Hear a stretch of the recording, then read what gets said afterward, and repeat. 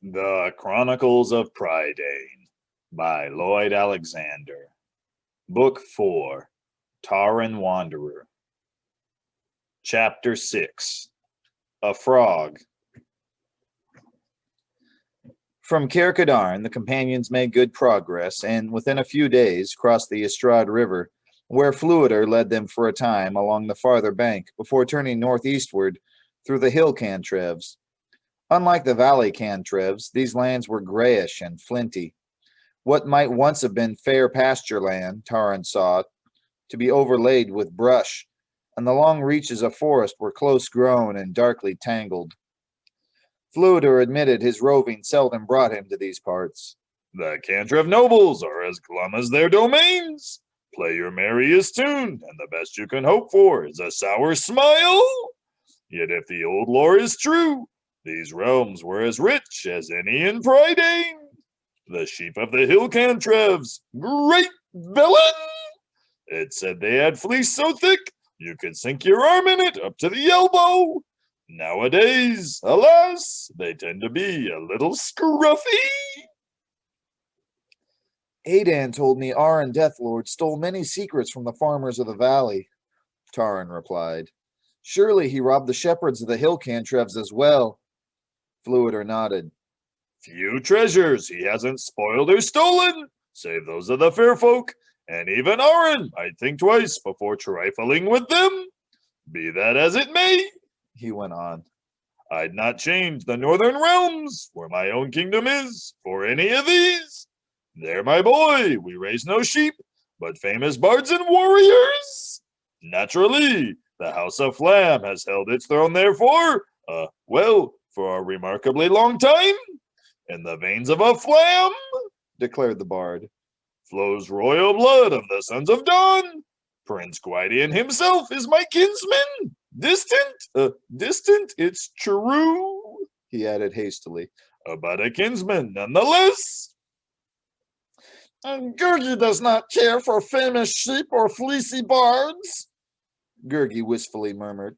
He is happy at Cair Dalban, oh yes, and wishes he is soon there. As for that, answered Fluider, I'm afraid you'll have hard travel before you see home again.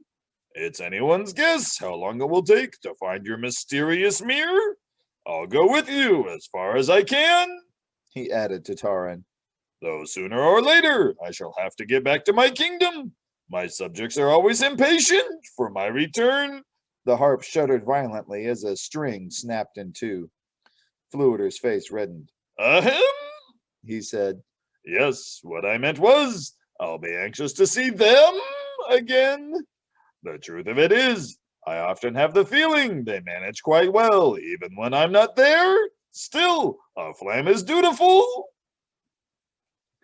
The companions halted while Fluider slid from Lion's back and squatted on the turf to repair his broken string.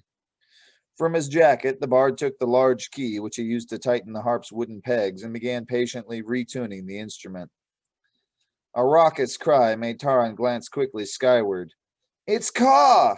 He exclaimed, pointing to the winged shape plummeting swiftly toward the companions. Gurgi shouted joyfully and clapped his hands as the crow alighted on Taran's wrist. So you found us, old friend, cried Taran, delighted to have the crow with him once again. Tell me, he went on quickly, how does Ilanwe fare? Does she miss all of us? Princess! Ka croaked, beating his wings. Princess Ilanwe! Taran! He clacked his beak, hopping up and down on Taran's wrist, and set up such a jabbering and chattering that Taran could barely make out one word from another. The best he could understand was that Ilanwe's indignation at being forced to learn royal behavior had by no means dwindled, and that indeed she missed him, tidings that both cheered Taran and sharpened his yearning for the golden-haired princess. In the cavern on Mona, Ka had also managed to convey, Glue the giant had been restored to his original size by Dalban's potion. Ka himself was in the best of spirits. Still gabbling at the top of his voice, he flapped his glossy black wings, hopped from Taran's wrist to greet the other companions, and even perched on Lion's head, where he busily ran his beak through the great cat's tawny fur. His eyes will help our search, Taran said to Fluider, who had left his harp to come and stroke the bird's sleek feathers. Caw can scout the land better than any of us. So we can, agreed Fluider. He has a mind, if he has a mind to, and if you can make him heed you. Otherwise, the scamp will have his beak in everyone's business but his own. Yes, yes, Gurgi added, shaking a finger at the crow. Heed commands of kindly master. Help him with flyings and spyings, not pryings and lyings. In answer, the crow impudently thrust out his sharp black tongue. With a flirt of his tail, he fluttered to the harp and began rapidly twanging the strings with his beak. At the bard's cry of protest, Caw hopped from the instrument's curved frame and snatched up the tuning key, which he began dragging across the turf. He's brazen as a magpie, cried Fluider, setting off after the crow. He's thieving as a jackdaw. No sooner did Fluider come within half a pace of him than Caw nimbly hopped away again, bearing the key in his beak. Squawking merrily, the crow stayed always out of Fluider's grasp, and Taran could not help laughing at the sight of the long-shanked bard vainly racing in circles, while Caw danced ahead of him. When Gurgi and Taran joined the pursuit, and Taran's fingers had come within a hair's breadth of the crow's tail feathers, Caw shot upwards and flapped teasingly a short distance into the woods. There he lighted on the gnarled branch of a tall, ancient oak and peered with bright, beady eyes at the companions gathered below. Come down, Taran ordered as sternly as he could, for the bird's comical antics made it impossible for him to be seriously angry. I'm tired. I've tried to teach him to behave, Taran sighed, but it's no use. He'll bring it back when he feels like it, and not before. Hi, hi, drop it, called Fluider, waving his arms. Drop it, I say! At this, Caw bobbed his head, hunched up his wings, and dropped the key, not into the bard's outstretched hands, but into a hollow of the tree trunk. Dropped it! Dropped it! Croaked Caw, rocking back and forth on the branch, jabbering and chuckling gleefully at his own jest. Fluider snorted. That bird's ill-mannered as a starling. He's had his merriment. Now I shall have the toil. Muttering hard comments about the impudence of waggish crows, the bard flung his arms about the trunk and tried to haul himself upward. Less than halfway, his grip loosened and he came tumbling down to land heavily amid the roots. A flam is agile, Fluider panted, ruefully rubbing his back. Great villain! There's not a tree I can't climb, except this one. He mopped his brow and glared at the high trunk. Gurgi climbs, yes, yes, cried Gurgi, springing to the oak. With shaggy arms and legs working all at once, in a trice, the creature climbed up the tree. While Fluider shouted encouragement, Gurgi thrust a skinny hand into the hollow. Here is tuneful key, oh yes, he called. Clever Gurgi finds it. He stopped short. Taran saw the creature's face wrinkle in surprise and perplexity. Tossing the key down to Fluider, Gurgi turned once more to the hollow. But what is this? What else does Gurgi find with gropings? Kindly master, he shouted. Here is strange something all set away in hidings. Taran saw the excited creature tuck an object under his arm and slide down the oak tree. See, with lookings, cried Gurgi as Taran and the bard pressed around him. Caw's prank was forgotten in the moment, and the crow, not abashed whatever, flew to Taran's shoulder, stretching out his neck, and crowded forward as if determined to be the first to glimpse Gurgi's discovery. Is it treasure? Gurgi exclaimed. Oh, treasure of great worth! And Gurgi finds it! He stamped his feet wildly. Open it, kindly master! Open to see what riches it holds! What Gurgi pressed into Taran's hand was a squat, small iron coffer no wider than Taran's palm.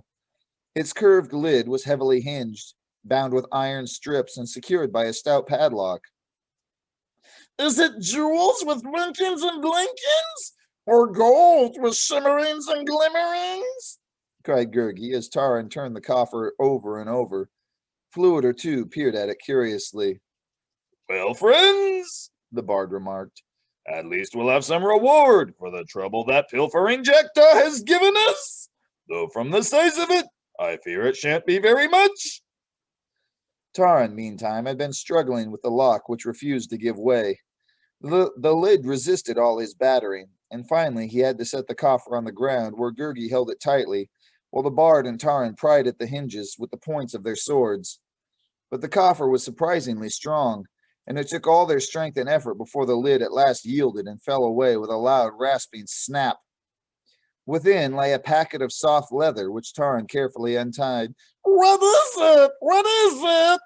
Yelped Gurgi, jumping up and down on one leg. Let Gurgi see shining treasure. Taran laughed and shook his head. The packet held neither gold nor gems, but no more than a slender piece of bone as long as Taran's little finger. Gurgi groaned in disappointment. Fluider snorted. I should say our shaggy friend has found a very small hairpin or a very large toothpick. I doubt we'll have much use for either one. Taran had not ceased examining the strange object. The sliver of bone was dry and brittle, bleached white and highly polished. Whether animal or human, he could not tell. What value can this have? He murmured, frowning. Great value, Replied Fluider. if one should ever need a toothpick. Beyond that, He shrugged. keep it if you like, or toss it away. I can't see it would make any difference. Even the chest is beyond repair. But if it's worthless, Taran said, still studying the bone closely, why would it be so carefully locked up and so carefully hidden? It's been my long experience that people can be very odd about their belongings. Said Fluider. A favorite toothpick, a family heirloom. But yes, I see what you're driving at. A flam is quick thinking. Whoever put it away didn't want it found. As I was about to remark, there's considerably more here than meets the eye. And yet, Taran began, a hollow tree seems hardly the safest place to keep anything. On the contrary, Answered the bard. what better way to hide something? Indoors, it could be found without too much difficulty. Bury it in the ground, and there's the problem of moles, badgers, and all such. But a tree like this, He continued, glancing upward. I doubt that anyone but Gurgi could climb it without a ladder, and it's hardly possible that anyone strolling through the forest would be carrying a ladder with them. If the birds or squirrels nest on top, they'd only cover it up all the more. No, whoever put it there gave the matter careful thought and took as much pains as if, oh, Fluider's face paled. as if, He swallowed hard, choking on his next words. get rid of it. He whispered urgently. Forget we ever found the thing. I can sniff enchantment a mile away. Toothpick, hairpin, or what have you. There's something queer about it. He shuddered. As I've said time and again, don't meddle. You know my mind on that score. Two things never mix. One is enchantments, and the other is meddling with them. Taran did not answer immediately, but stared for a time at the polished fragment. At last he said, whatever it may be, it's not ours to take. Yet if there is enchantment, good or evil, dare we leave it? Away with it. Cried Fluider. If it's good, there's no harm done. If it's evil, there's no telling what beastly thing might happen. Put it back, by all means. Taran reluctantly nodded. Wrapping the bone once more, he replaced it in the coffer, set the broken lid loosely on top, and asked Gurgi to return it to the hollow. Gurgi, who had been listening closely to Fluider's talk of enchantment, was loath even to touch the coffer, and only after much urging and pleading by the companions did he agree to do so. He hastily climbed the oak and scuttled down even faster than he had clambered up. And good riddance to it, muttered Fluider, striding as quickly as he could from the forest. Taran and Gurgi after him, the latter casting fearful backward glances until the oak was well out of sight. The companions returned to their steeds and prepared to mount. Fluider picked up his harp, looked about him, and called, I say, where's the lion? Don't tell me she's wandered off. Taran's alarm quickly changed to reassurance. For a moment later, he saw the huge cat plunge from the underbrush and lope to Fluider, who clapped his hands and made loud whispering noises through his teeth. Saw, there you are, old girl, cried the bard, beaming happily as Lion frisked about him. now what have you been after? I think she's caught a... Why, yes, she's caught a frog, Taran exclaimed, catching sight of a pair of long legs with webbed feet dangling from Lion's mouth. Yes, yes, Put in Gurgi. a froggy with thumpings and jumpings. I should hardly think so, Said the bard. we've seen no swamps or pools, and very little water at all, for the matter of that. Proudly purring, Lion dropped her burden at Fluider's feet. It was indeed a frog, and the biggest Taran had ever seen. The bard, after patting Lion's head and fondly rubbing her ears, knelt and with a certain squeamishness picked up the motionless creature. Yes, well, I'm delighted, old girl. He said, holding it at arm's length between his thumb and forefinger. It's lovely. I don't know how to thank you. She often does this. He explained to Taran. I don't mean dead frogs necessarily, but odds and ends, an occasional mouse, that sort of thing. Little gifts she fancies I might enjoy, a sign of affection. I always make a fuss over them. It's the thought, after all, that counts. Taran, curious, took the frog from the bard's hand. Lion, he saw, had carried the creature gently and had in no way harmed it. Instead, the frog had suffered from a lack of water. Its skin, splotched in green and yellow, was sadly parched. Its legs feebly splayed, its webbed toes had begun to curl and wither like dry leaves, and its great bulging eyes were tightly shut. Regretfully, Taran was about to return the creature to the bushes when the faint tremor of a heartbeat touched his palm. Fluider, the poor thing's alive, Taran said. There may still be time to save him. The bard shook his head. I doubt it. He's too much the worse for wear.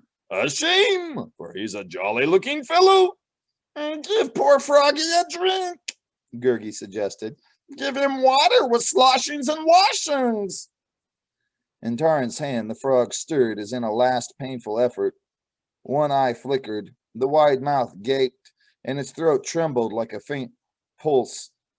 Ah! Cloaked the frog. I say, there is life in him yet, Exclaimed Fluider. but he must be desperately sick. I've never heard a frog make a noise like that. Ardy! The frog croaked. Odd.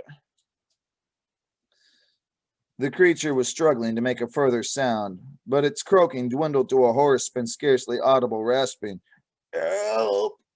Help! He is an odd one. Remarked Fluider, as Taran, more puzzled than ever, held the frog close to his ear. The creature had forced its eyes open and stared at Taran with what seemed a most pitiful, pleading expression. I've known them to go chug-a-chug, Continued Fluider. and at times thunk. But this fellow, if frogs could talk, I'd swear he was saying help. Taran gestured the bard to silence. From deep in the frog's throat came another sound, barely more than a whisper, but clear and unmistakable. Taran's jaw fell. His eyes wide with bewilderment, he turned to Fluider. Barely able to speak, he held the frog in his outstretched hand and gasped, "It's Dolly!"